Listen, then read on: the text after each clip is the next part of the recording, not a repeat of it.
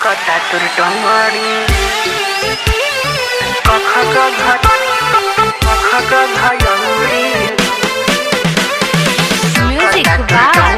विकास रीता सीतामढ़ी। कता तुर डोंगरी कख ग घयंगरी लौकता तुर डोंगरी कता तुर डोंगरी कता तुर हाँ हाँ कख ग घयंगरी लौकता तुर डोंगरी कता तुर डोंगरी कता तुर डोंगरी हो गईले जवान छोटा पेन्हता रे घंघरी हो गईले जवान छोटा पेन्हता रे घंघरी होता रे घंघरी आ राती में बाराती पीछा पड़ल बाटे सगरी आए हाय कख ग घयंगरी लौकता तुर डोंगरी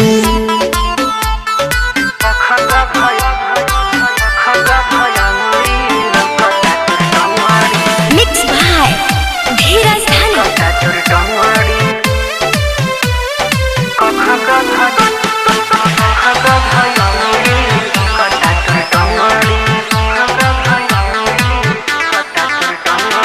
बनल ठनल बाड़ी बाटे माल बाड़ी सुपर मुंडेगा बड़ाई तलैका चढ़ जइहे ऊपर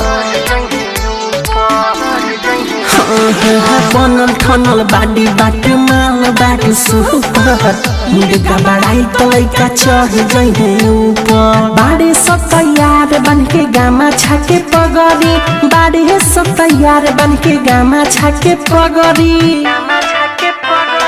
कख ग घयंगरी लौकता तुर डोंगरी हाँ हाँ कख ग घयंगरी लौकता तुर डोंगरी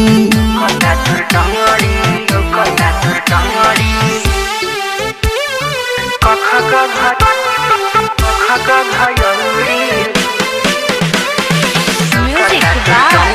विकास रीता सीतामढ़ी।